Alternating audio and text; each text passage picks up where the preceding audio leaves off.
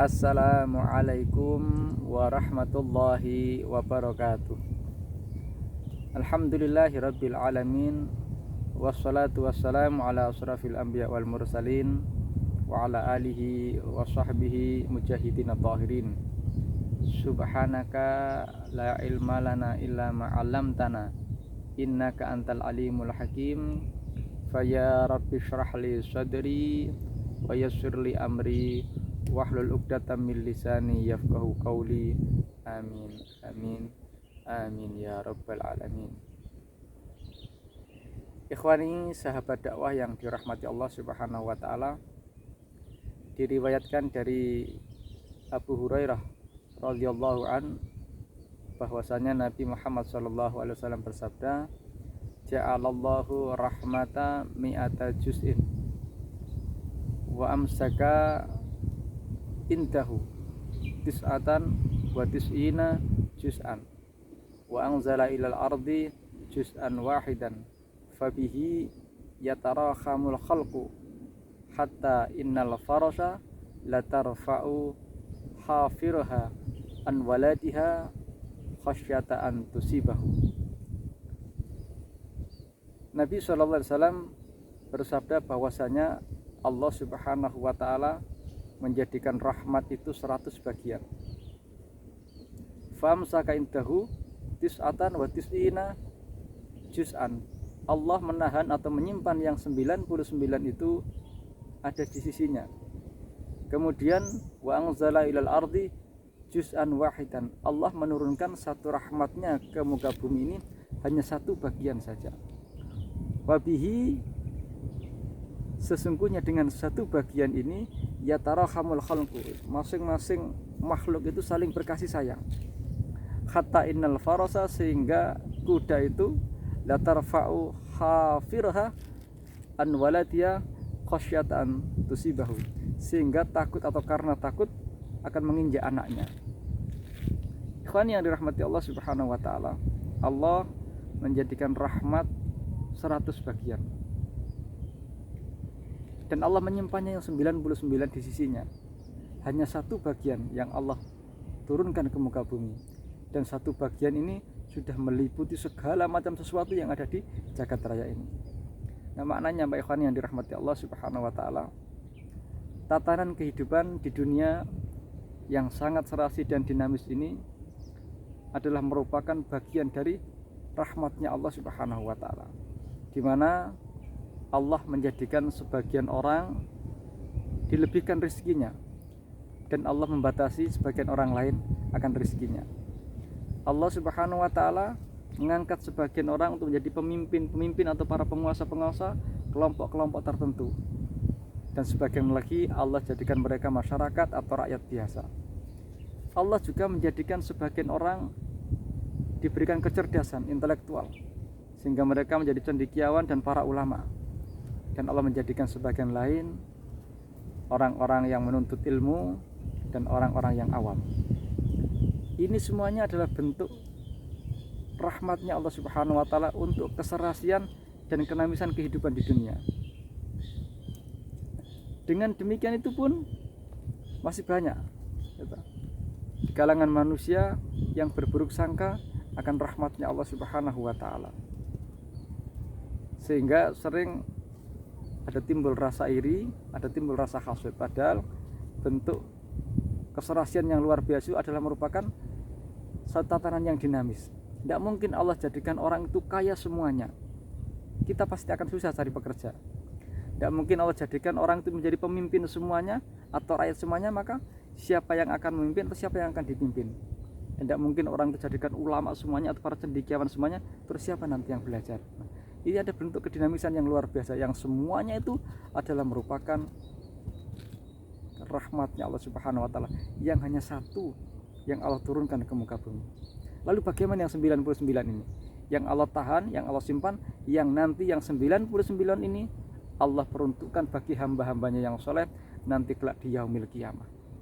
Sehingga Rasul mengatakan bahwasanya dengan satu rahmat ini akan meliputi sepanjang masa kehidupan sampai nanti di akhir kiamat, di hari kiamat.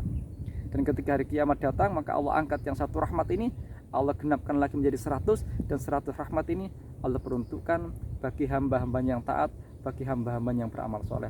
Itulah ikhwani yang perlu kita raih.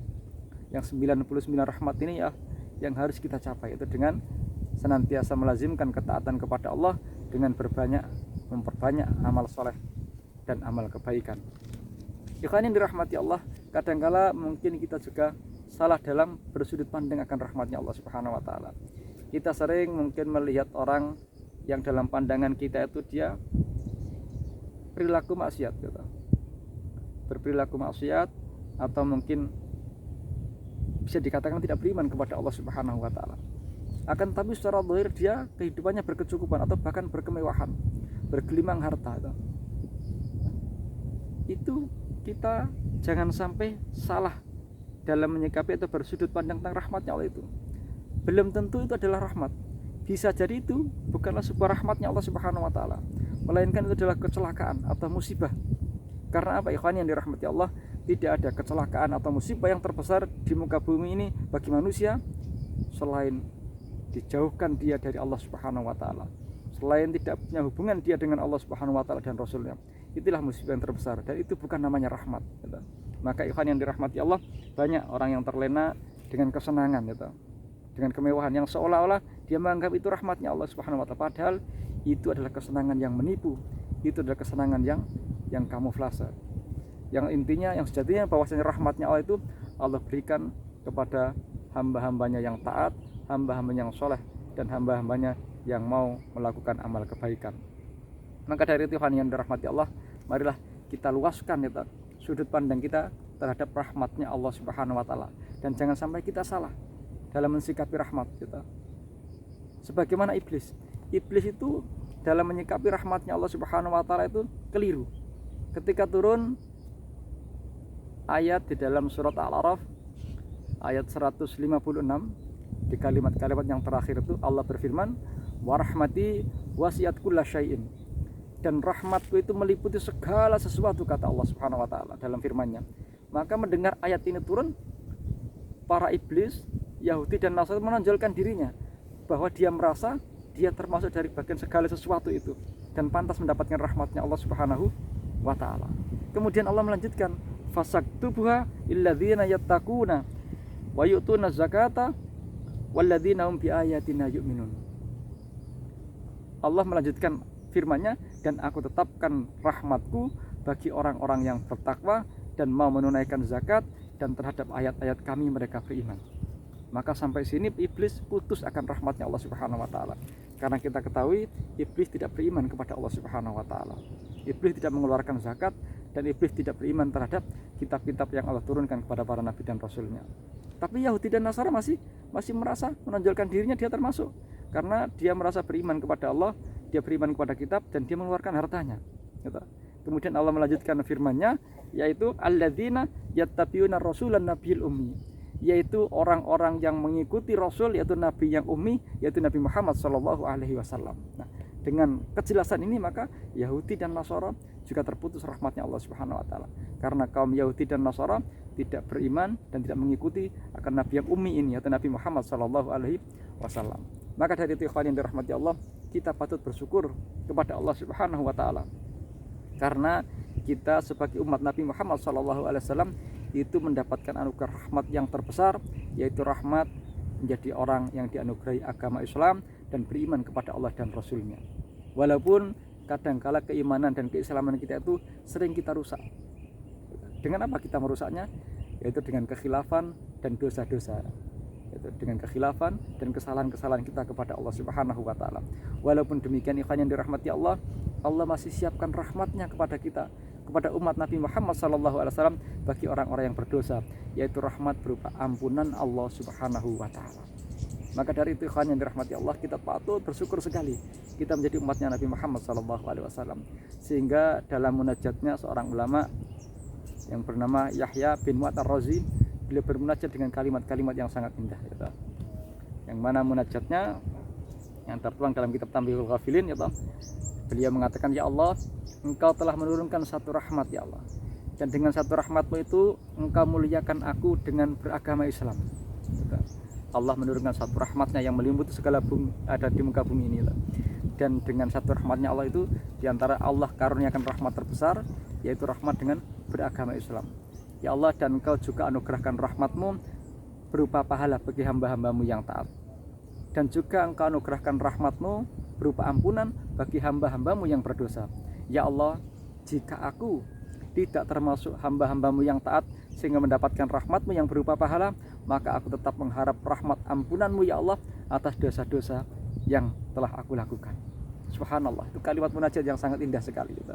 Jadi ketika kita tidak mampu menjadi orang-orang yang taat yang mendapatkan imbalan pahala dari Allah Subhanahu wa taala, tetap kita mengharap rahmatnya Allah Subhanahu wa taala yang berupa ampunan atas dosa-dosa yang telah kita lakukan. Maka ikhwani yang dirahmati Allah, inilah rahmat yang terbesar yang Allah berikan kepada kita. Kita sebagai orang-orang yang beragama Islam, beriman kepada Allah Subhanahu wa taala dan kepada Rasulnya yaitu Nabi Muhammad sallallahu alaihi wasallam. Mari kita pegang kuat-kuat keimanan ini. Kita pegang kuat-kuat agama yang agung dan mulia ini. Jangan sampai tergoyahkan oleh apapun keimanan dan agama yang agung dan mulia ini sampai nanti ajal menjemput kita. Insyaallah mudah-mudahan dalam keadaan yang husnul khatimah. Amin amin ya rabbal alamin. Hadza wal afu minkum. Wassalamu alaikum warahmatullahi wabarakatuh.